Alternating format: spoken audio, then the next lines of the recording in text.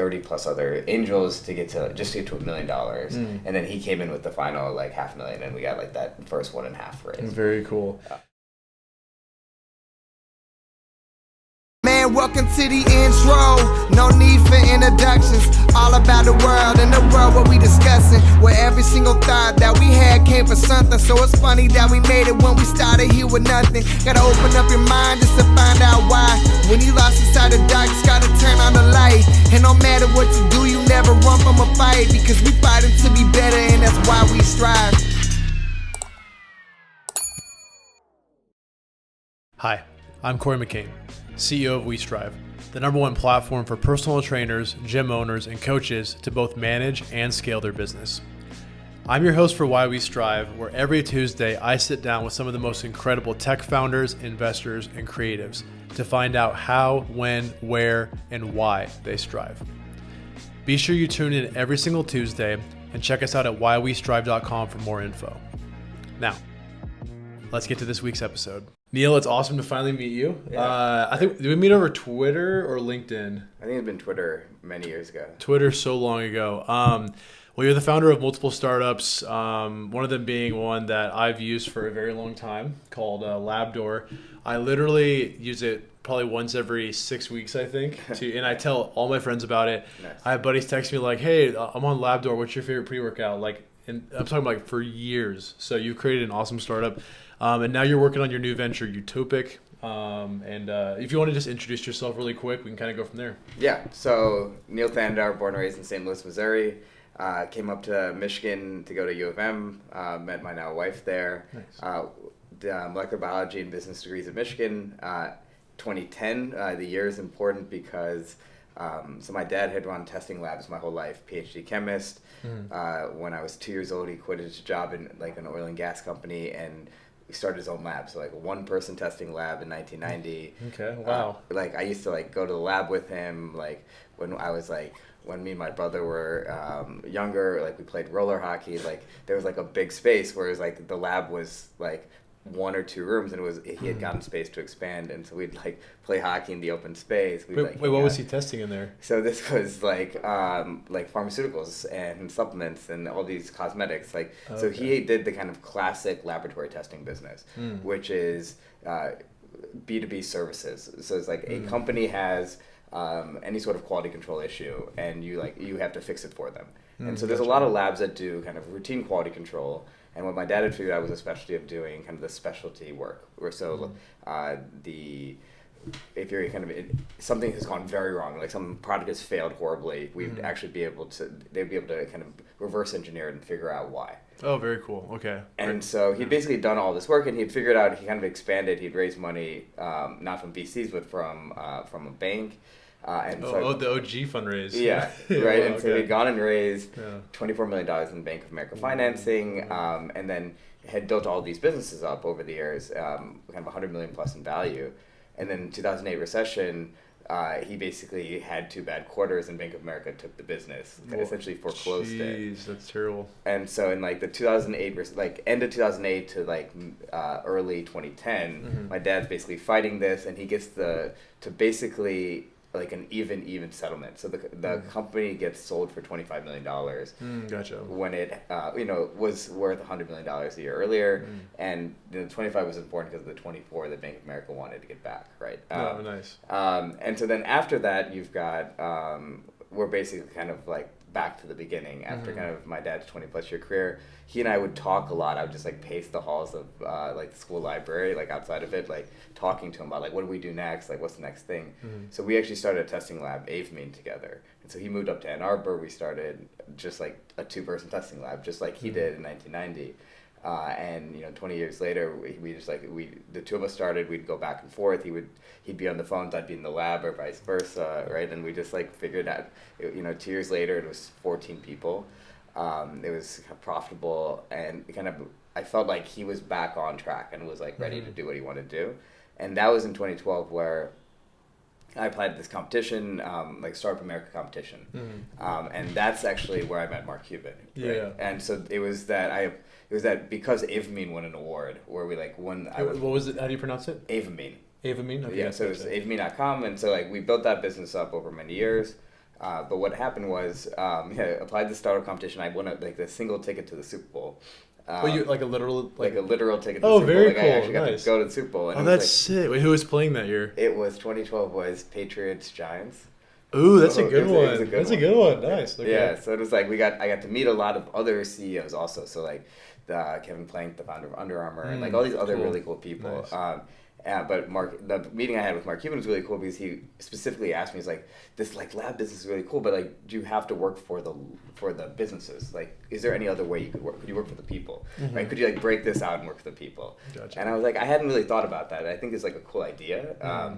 And so I just kind of like sat and thought about it. And when I kind of went back home to Ann Arbor, it just stuck in my head. And basically like 3 months later, I had like the idea for Labdoor, the name, started sketching up ideas. Someone I had met in Indianapolis, a couple of guys who were in that same competition, basically asked them to work with me on it, tried to like hire them, and then we became co-founders. Very cool. And so then the three of us created Labdoor. Very cool. And so we got the origin story down now. What is Labdoor? So Labdoor is like an independent alternative to the FDA. So we test vitamins, supplements, CBD.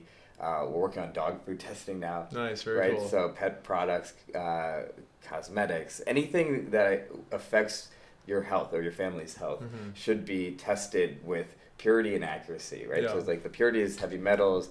Also is important in food and in supplements.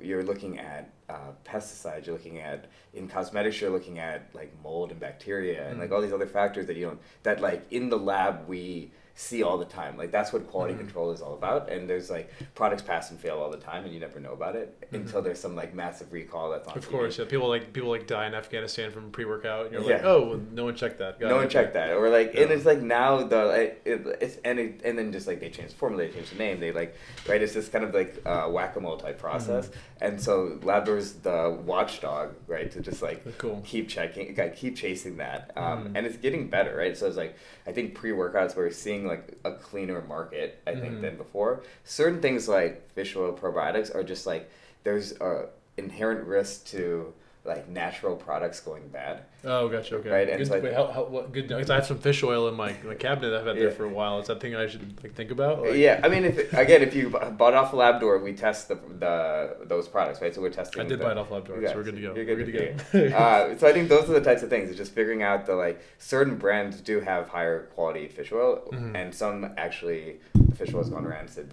like well before the expiration date. Oh, so gross. And so that's the reason why Labdoor exists, is right to test those products before you take them, before you buy them. And so then you go to labdoor.com. We've done all the testing on 1,000+ products. The site's free. If you go through our rankings and reviews and click on one of the like buy online, we try to send you directly to that company whenever possible now. If not, we'll send you to Amazon or one of the top other retailers, and we get a commission on those sales. Yeah, very cool. I think the last time I had you on my podcast, like 3 years ago, we talked about like the difference between like sometimes Amazon will offer more, sometimes they won't, but you always try and push to the actual like the original website. What I think is really cool with you guys is after I interviewed you, I mean, of course I kept buying your products on like Labdoor. And then one day I had it on top of my fridge and I looked and I went to go grab the bottle and I realized it said certified by Labdoor on the container. And I was like, what? That's so cool. So it just kind of shows that like you guys are so legitimate and have such a high quality like review score that like people that are asking you to review it are then like, okay, everyone like we want this Labdoor like seal of approval basically. So I thought that was really cool. How did you guys get started with that though? Like, are you like call C4 up? You're like, hey, we're gonna test your product out, or like what are the initial steps when you start Labdoor? So with Labdoor certification is really the like oldest version of the business. So like there's these companies like UL, NSF, USP, these 100-year-old plus companies. Actually, there's more. I think 6 of the top 10 companies are in Europe, and the average age I at some point looked up was 120 plus years old. Damn. Okay. Right, and so those like 3-digit things that are on a lot of the other certifications, like probably on this table, there is like somehow certified.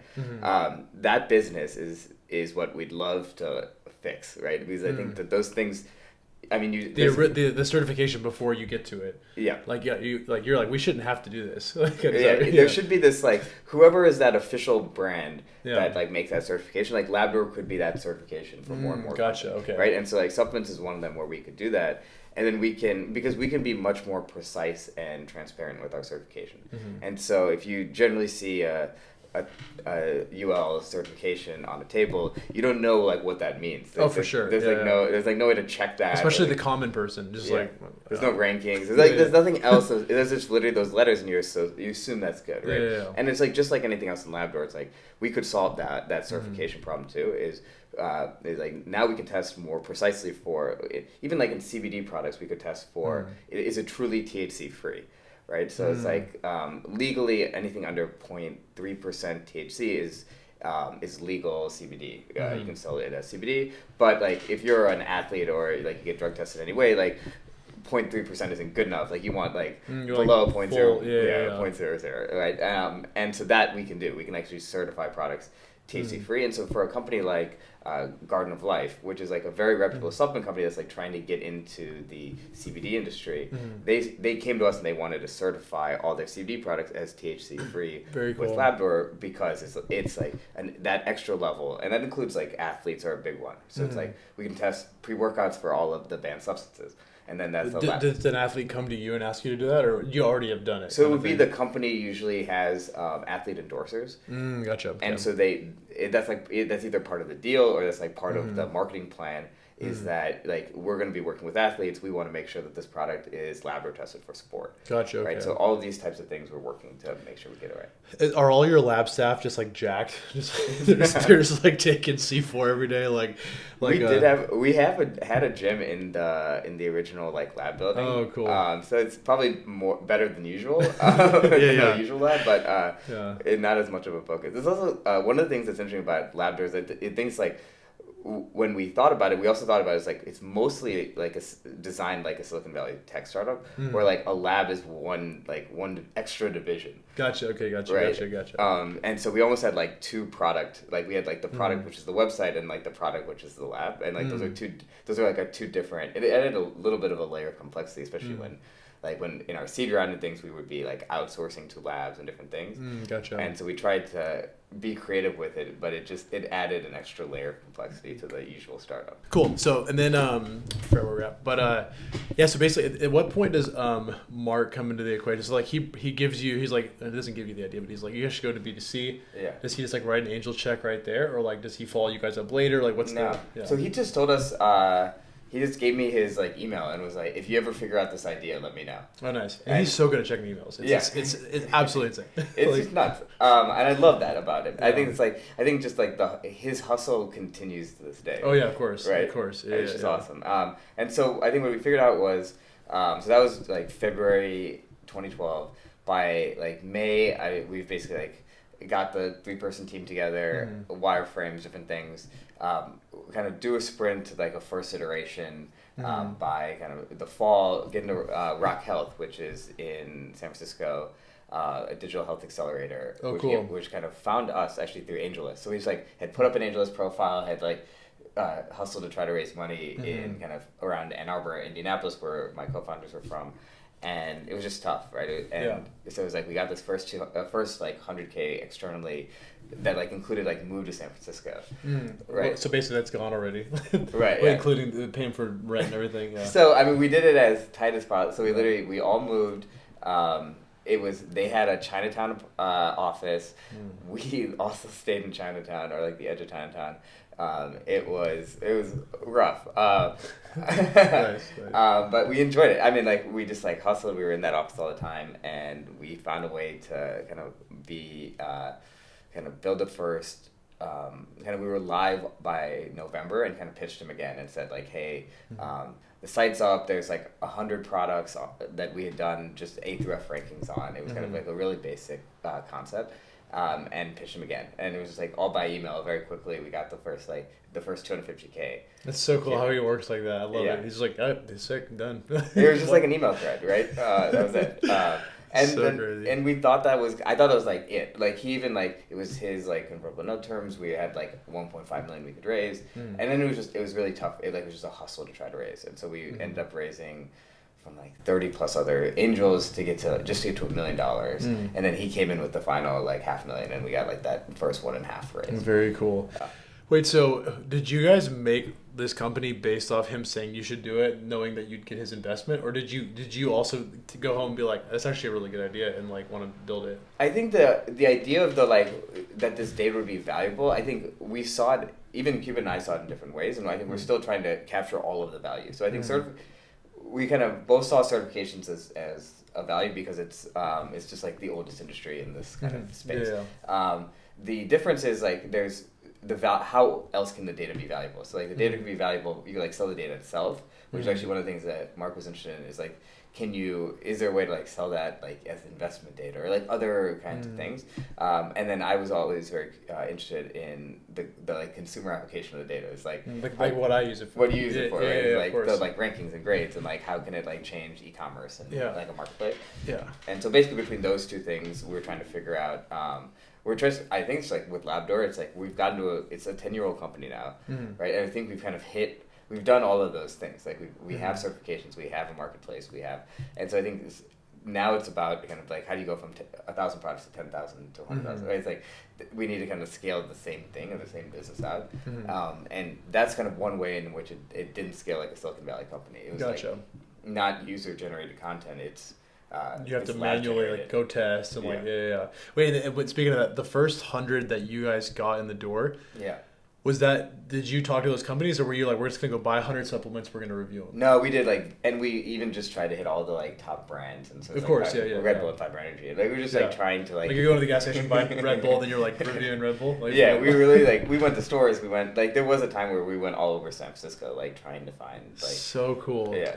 Wow, that's awesome, man. And how did you guys grow initially? Was it like word of mouth, like people like me just like tweeting about it, or like what was the growth method? So when we were in Rock Health, we actually kind of built up to like an official V1 launch, and Rock Health helped us like kind of launch it with press, and so we did that, and then we had we also then like also made sure that of the 100, the first 50 of them were all protein powders. Cool. And so then we did like we eventually figured out the first rankings, and so like it was basically like, those two things were so we had like the very initial like V1 launch, and then like it was almost like a year later we like repackaged the whole thing from grades to rankings. Very cool. And then we started posting on Reddit and just like asking questions.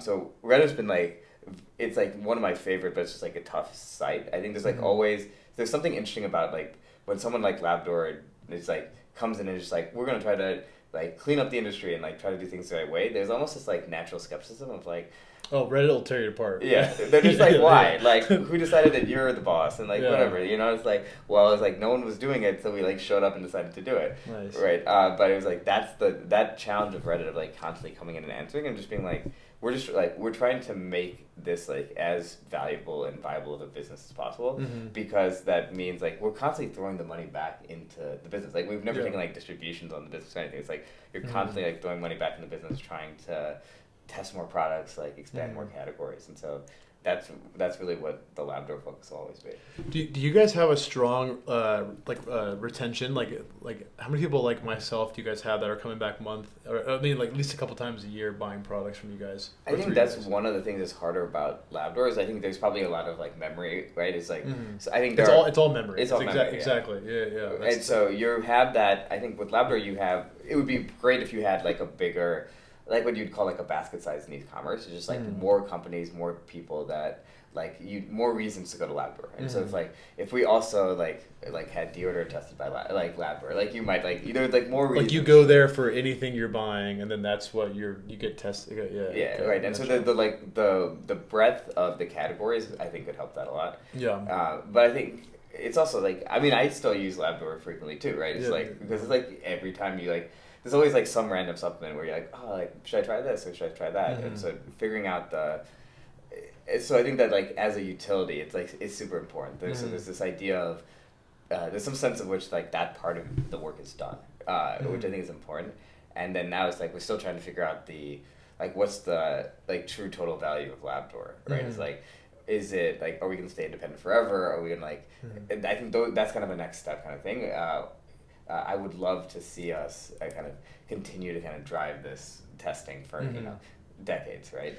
And are you guys still affiliated? Like, does Mark still like you guys up once a month? Like, what's going on? Like, or like, is it been so long that you're kind of like, is what it is kind of a thing, or what? So we still do investor update emails to every investor. So it's like 60 plus investors, and Mark actually answers those like more frequently than almost any other. I think he should be number one on that list. Is he just kind of like nice, or does he like give like a full paragraph like?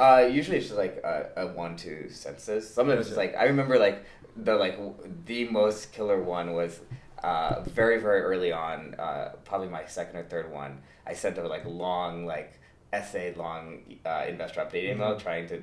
And he just wrote back MRR question mark. Nice. that was when I knew. Just get to the point. Yeah. Okay, you really got it. How long are your updates now? Mine are about like 2 paragraphs, maybe 3, and then like bullet points, a couple. Like, so I always do a summary where it's like 1, 2, 3. It's like a 1 sentence each, 1, 2, 3 summary, gotcha. And then it's like 3 paragraphs that are those 3 points. Okay, so we do the same thing but just in reverse. Yeah. I should do that. Because they see the bullet points at first. Yeah. Very smart. I'm going to start doing that. I'm going to remember this. I'm going to start doing that. How many users have you guys had? Like, do you have like, we hit our 10 millionth user? Like, do you guys track that kind of data, or is that more like? So we hit 20 plus million earlier this year. Very cool. So I think for the year or cumulatively? Cumulatively. Okay, yeah. cool. So I think we've been pulling through, but I think it's been 5 plus million a year. We're really doing well. It's like continuing to grow. I think what we're just trying to figure out is how do we get next. Kind of that next sale. So like, what's in the other categories that we can go to, and then it kind of just generally for me, like we were saying, is like, what are the other solutions that are like this that I can help create. Dude, I just realized my good friends I had on my original podcast, they run like the world's, maybe the world's, if not like top 3 biggest pet CBD companies. Okay. Do you guys? Does that matter to you guys? I don't know. We will probably in the next year or 2 get into that. I'm going to send an intro. Yeah, there we go. Very cool. Yeah. So let's get to it's pronounced Utopic, right? Utopic. Okay, I was like, I don't know how I'd butcher that. But I don't know. So what is Utopic? Like, on the website you have Utopic Studio, Utopic Live, Utopic Show, and then Utopic Club, and then more. So like, what are we doing here? What are we doing? So I want to create like the company I work at for the rest of my life. So it's like the Edison's lab, like the Disney, like when like if you ever seen like Disney's like the drawing that he created of like all the different businesses he wanted, that would be like Utopic for me. And so I think that like it's like Utopic Studio would be like an incubator that I'd love to build to build more startups. Like I have like a ton of startup ideas and I'd love to build them. Very cool. Utopic Ventures could be like a pre-seed fund to invest in scientific moonshots, right? And Very so it's cool. like really try to, $100,000 first checks, like really help people from that idea stage, like prove that those like scientists can be elite founders. Like 100K, and then you bring them into your lab or something like that, your fold, or what Somehow, yeah. So it's either me personally, like I really always I take the inspiration from like 2005 Paul Graham, like starting YC, and like that was like 10 20K checks at the time, and he was like cooking them dinner and like was like it was like it was really cool. deep, it's like that's the level at which I would love to get to. So even like a 5 million pre-seed fund, like I could do at least 4 or 5 years of like of a program like that. Very cool. So that would be something I'd love to do. I'd love to events, show, like podcasts, and like because I'm also writing this book, The World's Biggest Problems, right? Cool. And so I've been what I consider the 20 biggest problems, 100 biggest solutions, and I think of Labdoor as like a decentralized FDA, like an independent FDA, for sure, yeah. as like one of the solutions, right? And it's like almost like kind of like checked one of those things off the list, but like one kind of VC is kind of a cool way to. Could I do 40 in one fund, do 40 or 50 of those, and then like how many funds could I do where, could I actually fund hundreds of these potential solutions over my life? And are those like, like environmental and that kind of stuff, or is it more just like, cool startups that you're trying to back? Like what is the, I mean, I know it's something that you want to do like to, to like just create this like utopia of there you go. There you go. That works out. Utopia of like startups that you've built, but is it like for the world, or is it like to just make this empire? Like, what's the end goal? I guess? Yeah, so I think solve the world's it's solve the world's biggest problem. So like I don't really I love this idea of like the like Jay-Z mogul kind of thing. It's cool, but I think like if money's not the like end result. Like to me, it's like it's more of like influence or impact, right? And so it's like the reason why you solve the world's biggest problem is like to like maximally make the world better in my lifetime. And so it's like effective altruism is like a cool movement that I think is getting more and more popularity now. What was the movement? Sorry. Effective altruism. Okay. And so there's a new book. Yeah, so there's a new book come out, like What We Owe the Future. And it's like this idea of William McCaskill, and he kind of has like helped create a movement like this.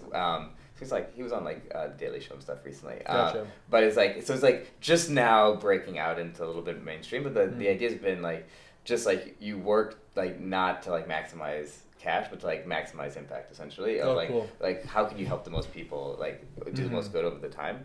And I think that there's these lanes, these 4 lanes, right? There's like the business lane, this finance lane for sure. Media, I think what you do very well. Here we are right here. Yeah, we're here. We're doing media, and then politics, right? Is like the final frontier. And I think it's like if you can really do those 4 things, those are like true mogul moves, right? Yeah. Like that's the true range.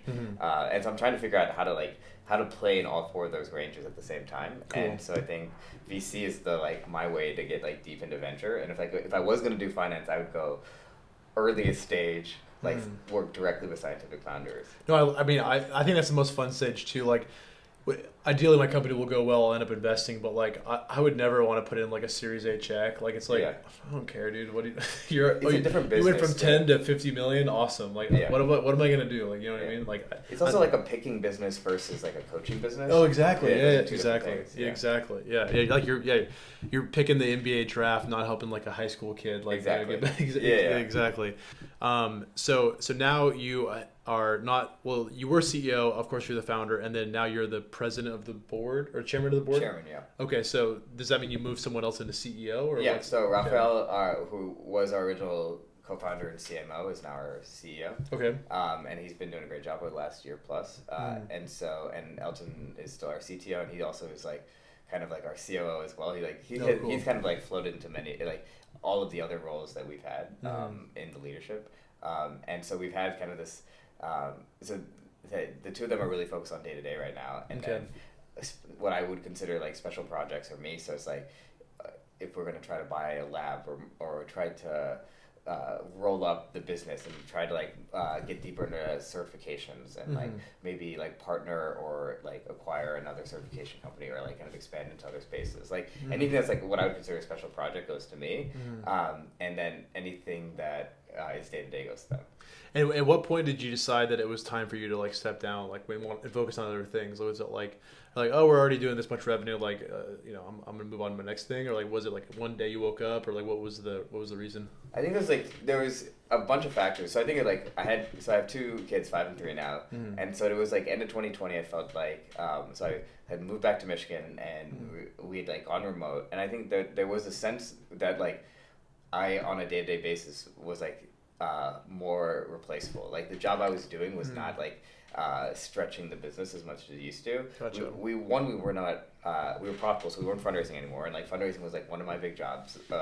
Then job number 2 had been there was a lot of product work. It was designing the website, designing the apps, and all these different things. So I was kind of had come to kind of stability point where we're engineering was maintaining more than building these things. Gotcha.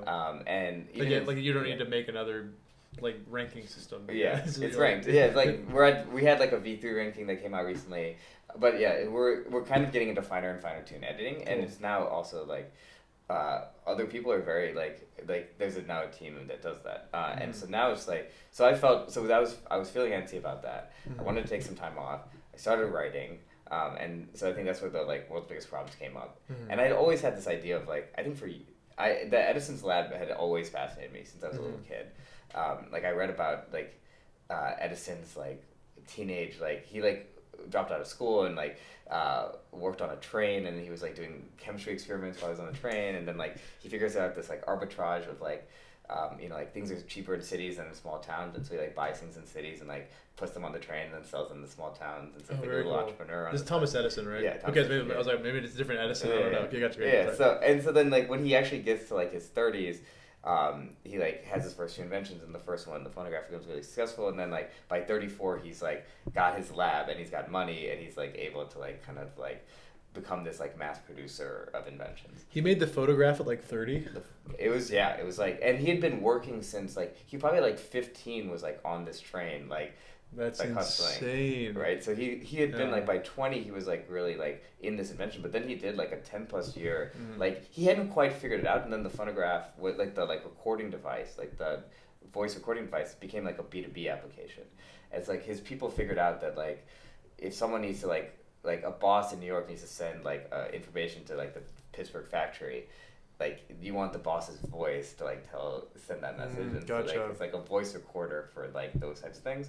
That's actually where, and that was the initial like commercial application, which causes them to like have the money to make the lab. Gotcha. And so it's like there's many ways to do that, and like so that's like that was my initial inspiration. Was like I'd love to make like the like Edison's lab Disney, like the like that for me. Like gotcha. How would I build that around myself? And then Utopic is like, where are we going? Like, is like, how can we make the world a better place?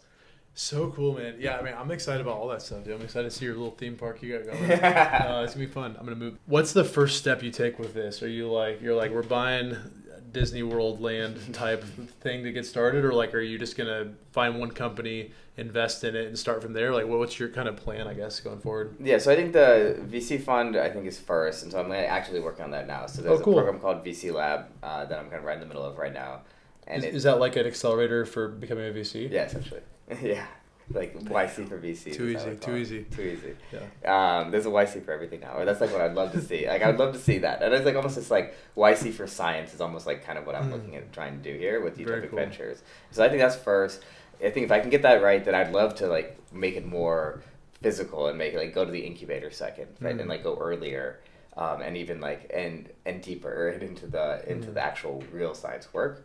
So those are the first 2, and then events and like show would be next. So I'd like love to get deeper, interview more scientists on like what are the world's biggest problems, what are the best potential solutions. Do events where like people actually like, pitch their like instead of pitching their like business, like pitch your like utopic solutions. Like cool. So like that's like in all of these cases, I think that there's this like overall idea that people want to be more ambitious than just money. It's like why am I'm not like, because like money doesn't convert well. It like converts into like diamonds and like like it doesn't convert into like into impact as efficiently as you'd want it to necessarily. Like I think even billionaires like donate a ton of money to charity and feel like I don't know where it necessarily went, right? Versus like I think you can like spend or raise millions of dollars and like, but if you like directly spend it like 100K at a time with scientists, right? Like it's a completely different level of impact. 100%. Yeah, so that's what I'm trying to get as deep into that kind of structure around me to where I can impact as many people as possible. Dude, let me introduce you guys. I just had the founder of do you have Free Water by chance? No, I don't. So they're we can delete this from the podcast, but like actually it's right there. Actually, those cans. So that it says Pete Terry's. It's a burger joint out here, and then there's the one on the right, Austin Pets Alive. It's like they donated that. Okay. But so their entire product is free. They give away. They go to events and they give hundreds of free bottles of water each event, and then they donate like to wells in Africa and shit like that. And it's all free. So and they actually make money on it. Nice. So companies like Pete Terry's will pay to be on the can. Nice. So like they're giving it all away for free. They're donating to wells and they're making money. Nice. It's pretty cool, man. Very cool. So and the founders just like they had some viral TikToks. They're making so much money right now. It's like it's all free. Like it's the crazy. So I'll introduce you guys actually. Yeah. Because it's very he's trying to do the same thing. He's trying to just make like a better world basically. Yeah. So his goal is eventually to have like free Uber and free like McDonald's and all that kind of stuff. So he's working on like a free grocery store right now. It's pretty cool. Very cool. But yeah, man, I'm excited to see where that goes. One thing I wanted to ask you was, so you had Air to All, and then Mark has Cost Plus Drugs. Yeah. So obviously those are both like very much like helping the world in some capacity. Like, were you in any capacity helpful with Cost Plus Drugs, or was that his own little thing that he did? No, it was actually another YC company So because he invested. He invested and then acquired, I think, another. Gotcha. But I think that was an idea that he had for years. It's just, and I think those are. It's a coincidence that those are very similar ideas. Well, yeah, it's almost like we're like Erdal is trying to do a similar thing for medical devices. Yes. So can we go through Erdal really quick? Yeah. So that was just truly like March 2020, COVID hits. It turned out at the time that I actually had COVID too in March 2020, nice. And then it was just like we tried to figure out like how to, like we're not going to have enough of these like ventilators, respirators, different things. Like could you, especially like the U.S. might be able to solve the problem, but like other countries won't. And so we just kind of just like wrote a blog post and just said like how do we like invent more of these things as quickly as possible. And like 500 plus people signed up, like volunteers, and like we kind of like organized into these different groups, and like it quickly like got into these like a couple different ventilators and then a couple different respirators, and we basically like tried to figure out and invent what is next for COVID. And while we were doing that, we had tried to build so we like made it a 501c3 organization, like built a board for it. And so we got all that done in kind of 2020, 2021. And then we were kind of figuring out like what's next. Should we like keep doing medical devices, get deeper into like actually like disrupting the whole medical device industry kind of thing? Or I think what I think was important for us was like what's the most immediate impact that we could have. And so in early 22 with Ukraine, I saw a post through YC. It was a Ukrainian YC founder who wanted to like find a way to get medical supplies to someone that they knew in Ukraine.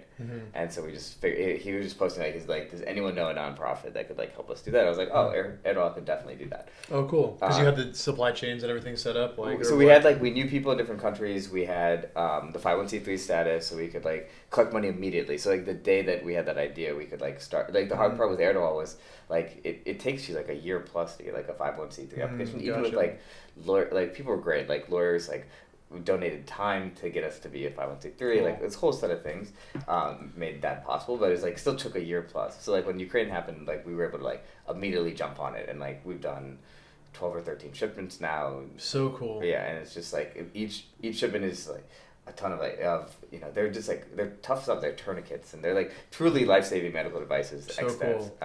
Well, but my dev team is actually based in Lviv. Well, they were based in Kyiv. Obviously, they're not there anymore.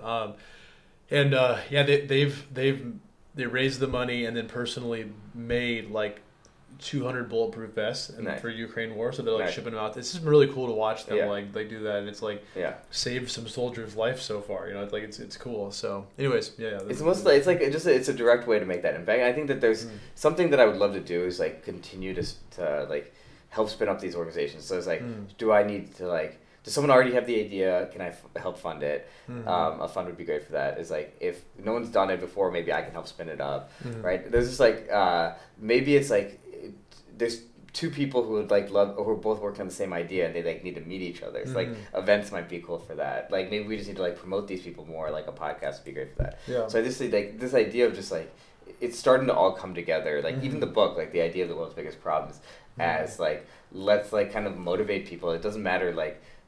If everyone is like working on what we think is like the number one biggest problem, it's like no, it's like you're working on a hard problem that's on the list. Like Labdoor is like those are important. Like put points up on the board, pick one of them, pick something exciting. Yeah, we'll get there. Exactly. Yeah, we'll all work together. Well, when you start, I mean, I host events, so whenever you start, like, if you ever, especially if you want to do an event in Austin, dude, name time and place. I mean, I'll find the place, but you tell me what time. And then podcast, I'll just drop you our exact like itinerary that we bought, and then you just be like, oh, let's buy these things. So you'll see by the end of the podcast that this stuff works. So, then there you go. Very cool. So what does the team look like?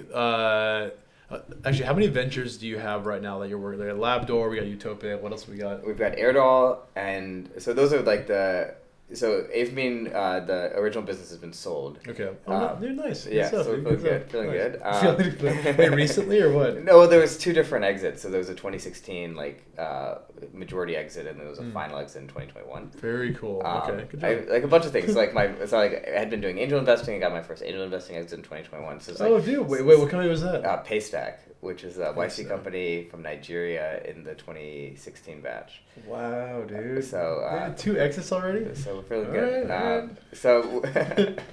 But the hard part is like we're kind of just like kind of transitioning. Right? It's like it's like in each of these cases, like I did very small angel checks, right? So these things, like I'm trying to scale up from $10,000 angel checks to $100K first checks, right? Yeah. Like how do I make that happen? You're like, fuck, I should have done it. Yeah, I should have done it right. I should have done a bigger check, right? But those are the types of things that you think about. And it's just like, how can I make a bigger impact, right? And so it's like, and I think VC Lab's really cool about that idea too of, raise a smaller first fund, and then you can always go raise a bigger second and third fund, and like just get in the game, right? There's only like close to 1,000, just over 1,000 VC funds in the world, as far as I know, right? It's like a relatively niche, like boutique business to some extent, and so once you get in that game, you can go from the like once you're in the league, hey, like if your $5 million fund has great returns, then you'll get a second and third fund fine. Wait, and then what? Do you mind saying what your return was on that 10K? Like, I mean, so like or X-wise, I guess. Yeah, it was like a 20x return. Dude, nice. Yeah. But you're sitting there like, fuck. Oh my God, dude. Yeah, that's funny. Congrats, man. Wait. So what is it? So how many people are on the Labdoor team? How many are on Utopic, Air to All, and all that stuff? So Utopic is literally just me. Okay. So I'm even going to be like, I'll be a solo GP for Utopic Ventures. I might eventually get like venture partners and stuff around me, but right now it's truly me. Air to All, we've got a 3-person board, and then just like a whole bunch of volunteers, and like the board's unpaid too, so it's just like a whole volunteer association. Very cool. And then Labdoor's like just like 12 people full time that are like kind of working on it, and then like we kind of pull people in like on the fly, so it's like a pretty light operation actually. It's all remote still. We went remote a couple years earlier than Club. Nice. We'd always had a Brazil office because my co-founders are Brazilian, and so we always did engineering in Brazil. And the rest of the team is kind of like spread out in the U.S. Very cool. Yeah.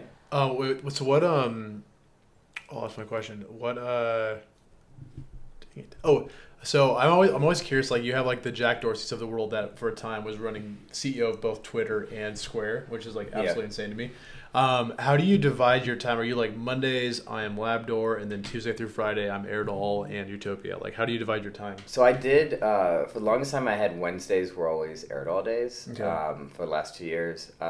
I've mostly split it, and it's now really with Labdoor, I can get a lot done on kind of a couple Monday meetings. And and it's just really talking to my co-founders, and everything else pretty much like by email. So it might be, like 5 hours a week on Labdoor, 1 hour a week on Air to All, and then the rest is now on Utopic on doing what's next, getting the fund ready. Okay, very cool. And where do you see Utopic going in the next year? Like, do you see yourself like making your first angel check, or you see like the VC fund still kind of like establishing itself? Like, where do you see that? Yeah, so I want to do the first 10 100K checks next year. Okay. I don't know if it'll necessarily be in a cohort. I'd love to so at a minimum next year I have to get those 10 founders, those 10 companies together, live. But what I'd love to then do is get a much one bigger event where I can get 100 plus people. I'd like to do it in Michigan in the summer actually. That'd be cool. Yeah. I would love to go, dude. That'd be fun. Yeah. I mean, I've never been to Michigan, but that'd be super cool. I mean, I just invited myself. Yeah, but you're coming. You're coming. but I would love to come. Thank you so much for inviting me. Yeah. Appreciate it. Yeah, of course. I'm just so I think those are, if I got those two things done, my first 10 venture checks out, and my first event in the summer, would feel great about next year. That's awesome, man. And I guess kind of final thoughts, anything that anyone in the audience can kind of support you with, or maybe you're hiring for something. What would you like to leave the audience? Yeah, I think if there's any sort of scientists who are doing trying to solve the world's biggest problems, if you're trying to solve the world's biggest problems, I'm writing the book in public, so it's worldsbiggestproblems.com. Pipe dream guys right here. You need to talk to these guys. Yeah, I need to talk to these guys. These guys should be on the list.